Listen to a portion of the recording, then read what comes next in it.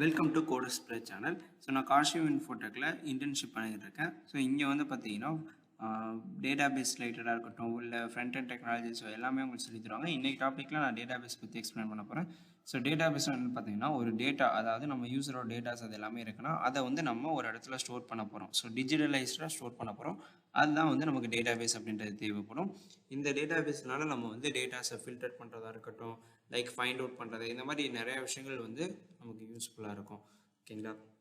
இந்த டேட்டா பேஸில் நிறைய டைப் ஆஃப் டேட்டா பேஸஸ் இருக்குது. ஸோ அதெல்லாம் என்னென்னு பார்த்தீங்கன்னா லைக் வந்து MS SQL server, MySQL, MongoDB இந்த மாதிரிலாம் இருக்கும். And rows and columns base பண்ணி நம்ம ஸ்டோர் பண்ணோம். அப்படி இல்லைனா without and rows and columns base இல்லாமலே நம்ம வந்து டேட்டாஸ்லாம் ஸ்டோர் பண்ணிக்கலாம் அப்படின்றது இருக்கும். ஸோ இந்த டேட்டா பேஸில் வந்து பார்த்தீங்கன்னா லைக் வந்து எல்லாமே கொரி பேஸ்டாகவும் நம்ம யூஸ் பண்ணிக்கலாம், இல்லை வித்தவுட் கொரி பேஸ்டாகவும் நம்ம யூஸ் பண்ணிக்கலாம்.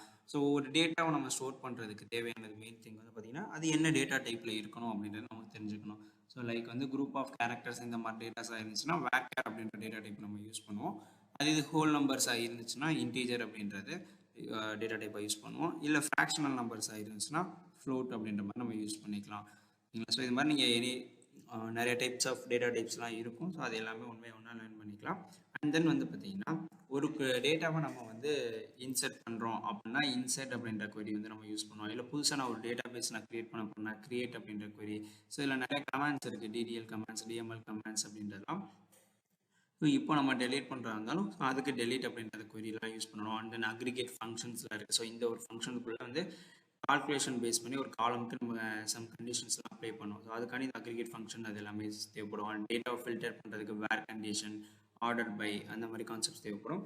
அண்ட் இல்லை 2 டேபிள்ஸ் நான் வந்து மெர்ஜ் பண்ண போகிறேன் டேட்டாஸாக, 2 டேபிள் இருக்க டேட்டாஸ்னால் அப்போலாம் ஜாயின்ஸ் அப்படின்றது தேவைப்படும். ஸோ இந்த ஜாயின்ஸ்லேயே வந்து பார்த்தீங்கன்னா 6 டைப் ஆஃப் ஜாயின்ஸ் அந்த மாதிரிலாம் இருக்கும். அண்ட் தென் ஸோ ஒரு ஸ்டோர் ப்ரொசீஜர் அண்ட் ஃபங்க்ஷன்ஸ் இருக்குது. ஸ்டோர் ப்ரொசீஜர் வந்து பார்த்தீங்கன்னா ஆல்ரெடி ப்ரீடிஃபைனாக நம்ம கொரி எழுதி வச்சிருப்போம். அந்த கொரியை வந்து நமக்கு அந்த எப்போ தேவையோ அப்போதைக்கு அந்த ஃபங்க்ஷன் நேம் மட்டும் கால் பண்ணால் அப்போ வந்து ஸ்டோர் ப்ரொசீஜரோட நேம்னு ஒன்று இருக்கும். ஸோ அந்த நேமை கால் பண்ணாவே ஆட்டோமேட்டிக்காக அந்த ப்ரொசீஜருக்குள்ள நம்ம என்ன கோட் எழுதியிருக்கோமோ அந்த ப்ராசஸ் வந்து நமக்கு ஒர்க் ஆக ஆரம்பிச்சிடும். அண்ட் ஃபங்க்ஷன்ஸ்னால் வந்து பார்த்தீங்கன்னா ஸோ நமக்கு ரீயூசர் ஆஃப் கோட்னு கூட சொல்லலாம். ஒரு இடத்துல ஒரு கோட் நம்ம எழுதி வச்சுட்டோம்னா ஜஸ்ட் அந்த ஃபங்க்ஷன் நேமை கால் பண்ணாலே போதும், ஆட்டோமேட்டிக்காக வந்து அந்த கோட் வந்து எக்ஸிக்யூஷன் நடக்க ஆரம்பிச்சிடும். ஸோ அப்போ நம்ம திரும்ப வந்து ஒரு கொரி எழுதின கொரியை திரும்ப எழுத தேவையில்லை. அது ஜஸ்ட் ஒரு ஃபங்க்ஷனுக்குள்ளே போட்டு வச்சுட்டா போதும், அந்த ஃபங்க்ஷன் நேம் மட்டும் கால் பண்ணால் போதும், அந்த கொரிஸ் எல்லாமே நமக்கு ஒர்க் ஆக ஆரம்பிச்சிடும். அண்ட் தென் ஒரு டேட்டா பேஸ் இருக்குன்னா ஸோ அதிலே வந்து பார்த்தீங்கன்னா பெர்மிஷன், அதாவது ஆக்சஸ் பண்ணுறதுக்கு ஆத்தென்டிகேஷன் அண்ட் ஆத்தரைசேஷன்ன்றது இருக்குது.